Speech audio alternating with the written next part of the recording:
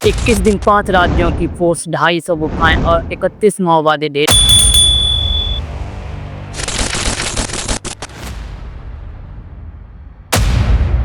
लेकिन ये सिर्फ आंकड़े नहीं, ये एक पूरे संघर्ष की कहानी है जो जंगलों से शुरू हुई और देश के राजधानी तक गूंजने लगी।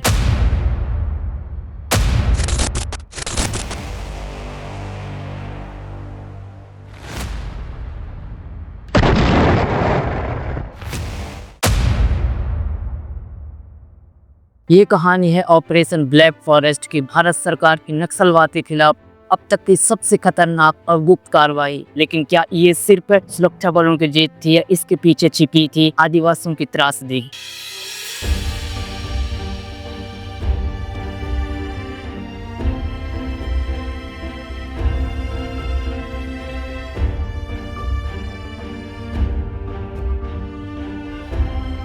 दोस्तों जय भीम जोहार। आज इस वीडियो में हम समझेंगे नक्सलवाद क्या है, कैसे फैला, सरकार ने अब तक कौन कौन से ऑपरेशन चलाए और आखिर ब्लैक फॉरेस्ट क्यों सबसे बड़ा और निर्णायक ऑपरेशन साबित हुआ, और सबसे जरूरी इस पूरे टकराव में पिस कौन रहा है। इसका जवाब शायद आपको पता होगा, फिर भी आपको चौंका देगा। दोस्तों नक्सल आंदोलन की शुरुआत हुई थी 1967 में पश्चिम बंगाल के नक्सलवाड़ी गाँव से, जहाँ किसानों ने जमींदारों के खिलाफ हथियार उठा लिए। इस आंदोलन ने धीरे धीरे देश के गरीब और आदिवासी इलाकों पर पैर पसार लिए। नारा था जमीन हमारा हक हमारा, लेकिन तरीका था हिंसक, और यहीं से शुरू हुई सीपीआई माओइस्ट नाम के उग्र संगठन की, जिसे भारत सरकार अभी भी सबसे बड़ा इंटरनल थ्रेट के रूप में मानती है। आज के समय में भी ये संगठन भारत के कई राज्यों, खासकर छत्तीसगढ़, झारखंड, उड़ीसा, महाराष्ट्र और आंध्र प्रदेश में सक्रिय है। इसे रेड कॉरिडोर कहा जाता है। 2009 में भारत सरकार ने पहली बार एक ऑल इंडिया स्तर का ऑपरेशन लॉन्च किया। नाम था ऑपरेशन ग्रीन हैंड। उद्देश्य था माओवादियों को जड़ से खत्म करना। लेकिन इस ऑपरेशन को लेकर मानवाधिकार संगठनों ने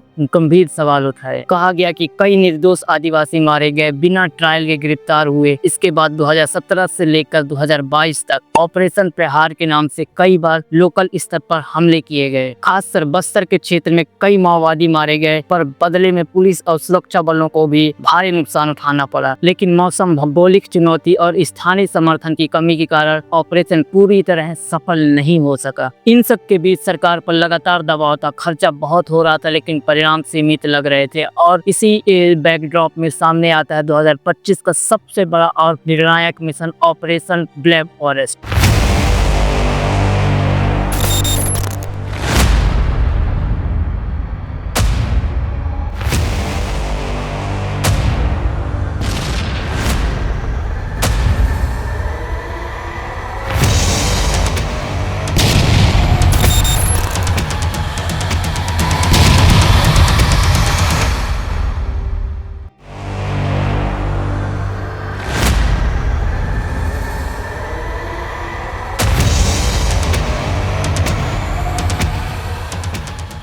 लेकिन आखिर ये ऑपरेशन ब्लैक फॉरेस्ट था क्या? इसे इतने गुप्त तरीके से क्यों अंजाम दिया गया, और ऐसी क्या खास बात थी कि सीआरपीएफ के सबसे बड़ी कार्रवाई माना गया? अगले सेक्शन में करेंगे इस ऑपरेशन की पूरी अनकही कहानी की शुरुआत। अब आते हैं असली कहानी पर। साल का 2025 महीना अप्रैल। सुरक्षा एजेंसियों के इनपुट मिल रहे थे कि माओवादियों का एक बड़ा गढ़ तेलंगाना छत्तीसगढ़ की सीमा पर केरेगुटलू हिल्स नाम की जगह पर मौजूद है। और सिर्फ पहाड़ ही नहीं, वहाँ सैकड़ों गुफाएं थी जिनमें हथियार, ट्रेनिंग और बड़े कमांडर छिपे हुए थे। और यहीं से लॉन्च हुआ ऑपरेशन ब्लैक फॉरेस्ट, एक ऐसा मिशन जो सीआरपीएफ, डीआरजी, एसटीएफ, बीएसएफ और तेलंगाना पुलिस सब मिलकर कर रही थी। पहली बार गुफाओं को टारगेट किया जा रहा था और ये ऑपरेशन बेहद गुप्त रखा गया। 21 अप्रैल 2025 को ऑपरेशन शुरू हुआ। इसे फेज वाइज बनाया गया। एक फॉरवर्ड ऑपरेटिंग बेस बनाया गया गलगाम नाम की जगह पर। वहां कमांड से चलता और स्पेशल यूनिट्स जंगलों में उतरती। केआरके कोबरा बटालियन, जो जंगल वॉरफेयर में एक्सपर्ट माने जाते हैं, उसने सबसे ज्यादा नेतृत्व किया। गुफाओं के भीतर खोजबीन और फायरिंग दोनों का काम इन्हीं पर था। 250 से ज्यादा गुफाएं सर्च की गई। गई। कुछ गुफाएं इतनी सक्रिय थी कि जवान रेंगते हुए अंदर घुसे। कई जगह घात लगाकर बैठे माओवादी मिले, वहां कोई ड्रोन काम नहीं कर रहा था। ऑपरेशन के अंत में 31 माओवादी मारे गए, जिनमें से कई शीर्ष नेता थे। सबसे बड़ी खबर थी माओवादी महासचिव नमवाला केशव राव उर्फ बासव राज के मारे जाने की। वो पार्टी का जनरल सेक्रेटरी था और कई दशकों से फरार चल रहा था। सिर्फ इतना ही नहीं, 450 आईडीएस, भारी मात्रा में AK-47 विस्फोटक डेटोनेटर और 2 टन से ज्यादा विस्फोटक सामान बरामद हुआ। 22 से ज्यादा माओवादी गिरफ्तार हुए और 84 से अधिक आत्मसमर्पण कर चुके हैं। गृह मंत्रालय ने इसे बताया देश की आंतरिक सुरक्षा के इतिहास की सबसे बड़ी जीत। CRPF के DG ने कहा, हमने आतंक के अड्डे में घुसकर सफाया किया, लेकिन सवाल यहाँ खत्म नहीं होते। माओवादी मारे गए, पर क्या वो सिर्फ माओवादी थे? क्या कुछ निर्दोष आदिवासी भी मारे गए? और इस ऑपरेशन से उस इलाके में डर और विस्थापन बढ़ा। अब हम देखेंगे इस ऑपरेशन का दूसरा चेहरा, जिसे मीडिया अक्सर नहीं दिखाता, जिसमें है ऑपरेशन ब्लैक फॉरेस्ट का दूसरा चेहरा, वो सच जो कैमरा से छिपा रहा। आदिवासियों को पीड़ा, विस्थापन और वो सवाल जो किसी प्रेस कॉन्फ्रेंस में नहीं उठते। भले ही ऑपरेशन की प्रेस कॉन्फ्रेंस में सब कुछ जीत जैसा दिखा, लेकिन जमीन पर कहानी थोड़ी और जटिल थी, क्योंकि करेगुटालू जैसे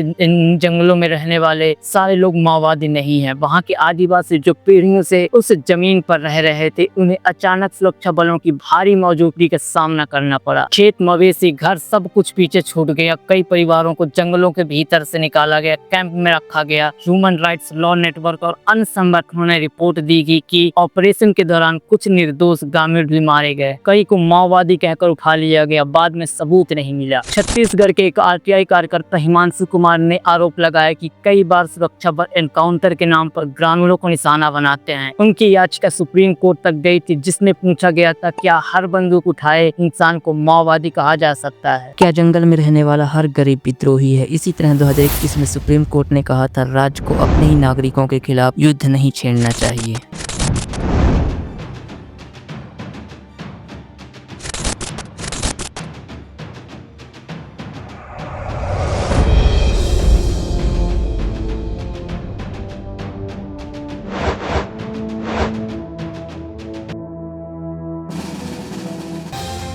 ये बयान क्यों जरूरी है? क्योंकि आदिवासी इलाके केवल सुरक्षा का मामला नहीं, विश्वास का संकट भी है। कई बार माओवादी आंदोलनों की जड़ें जमीन से जुड़ी होती है, जहां आदिवासी विस्थापित होते हैं, चाहे वह खनन के लिए हो या डैम के लिए, वहां विद्रोह उपजता है। तो सवाल उठता है, क्या सिर्फ ऑपरेशन काफी है या हमें जरूरत है शिक्षा, स्वास्थ्य और जनजातीय न्याय की? 31 नक्सलियों के मारे जाने की खबर नेशनल हेडलाइंस बनी, लेकिन क्या आपने कभी सोचा है कि इसके बाद उन जंगलों में क्या हुआ? जंगल में अब कैमरे नहीं है, ना कोई प्रेस कॉन्फ्रेंस, लेकिन वहाँ एक सन्नाटा है। गांव के लोग अब भी डर के साए में जी रहे हैं। पुलिस कैंप वहीं है, लेकिन स्कूल अभी भी 10 किलोमीटर दूर है।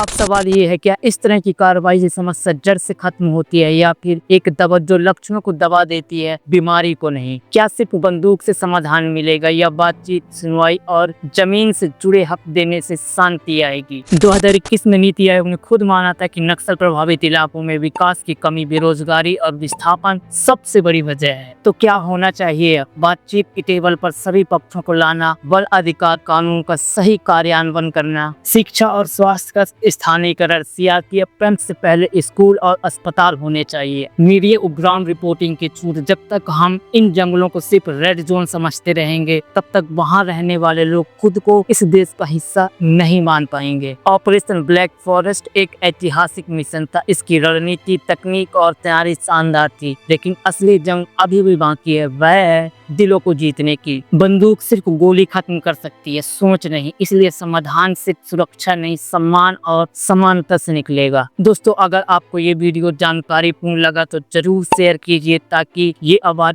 उन तक पहुंचे जो अभी भी जंगलों में अनसुनी है। वीडियो को लाइक करें और हाँ, हमारे चैनल जोहार टीवी बिसिंग को जरूर सब्सक्राइब करें। आपसे फिर मुलाकात होगी ऐसे किसी अन्य कहानी के साथ। आपका बहुत बहुत धन्यवाद।